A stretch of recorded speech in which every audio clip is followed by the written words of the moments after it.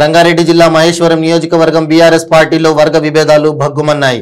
నిన్న తీగల కృష్ణారెడ్డి, నేడు తెలంగాణ ఉద్యమకారుడు, బీఆర్ఎస్ పార్టీ సీనియర్ నాయకులు కొత్త మనోహర్ రెడ్డి మంత్రి సబితా ఇంద్రారెడ్డిపై తీవ్ర విమర్శలు గుప్పించారు. మంత్రి సబితా ఇంద్రారెడ్డి ఒంటెద్దు పోకడతో పార్టీకి తీవ్ర నష్టం కలుగుతోందని ఆవేదన వ్యక్తం చేశారు. మంత్రి సబితా ఇంద్రారెడ్డి అనుచరులకు ఆమె కాళ్లు మొక్కిన వారికే దళిత బంధు ఇస్తున్నారని కొత్త మనోహర్ రెడ్డి ఆరోపించారు.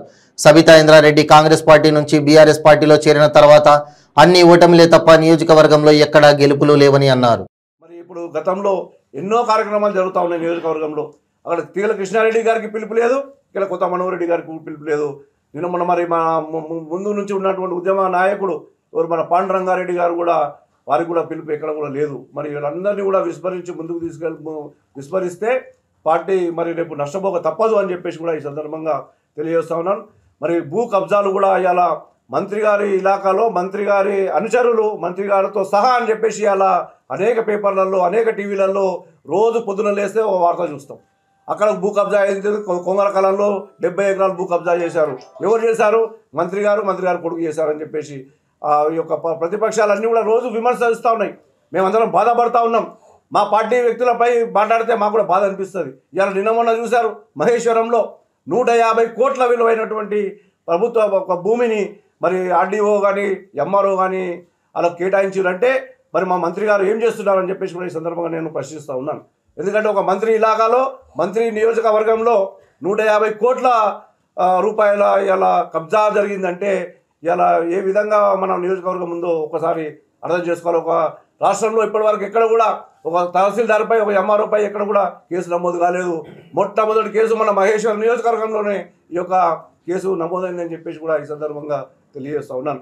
మరి ఇవన్నీ కూడా గుర్తించి మరి నియోజకవర్గాన్ని అభివృద్ధి పనులు నడిపిస్తూ అందరినీ కలుపుకొని పోతేనే ఈ యొక్క నియోజకవర్గం ముందుకెళ్తుంది.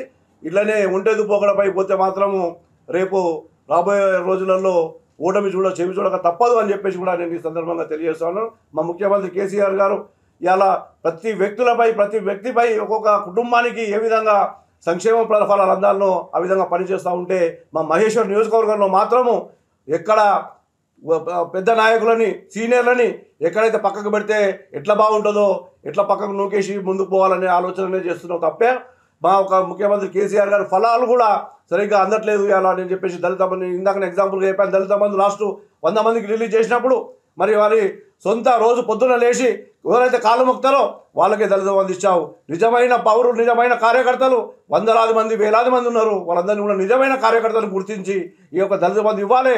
దళిత బంధుకి ఇట్లా ఈసారి ఏమన్నా ఇంకా ముందు అయితే నేను అవసరం అనుకుంటే ఈ బాలాపూర్ చౌరస్తాలో 1000 మంది దళితులతోటి 2000 మంది దళితులతోటి ధర్నా చేసి వాళ్ళందరికీ న్యాయం చేసే విధంగా నేను ముందుకుంటానని చెప్పేసి కూడా ఈ సందర్భంగా తెలియజేస్తూ ఉన్నాను.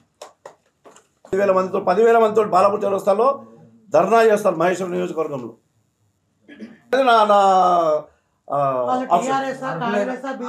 అర్హులైన వారికి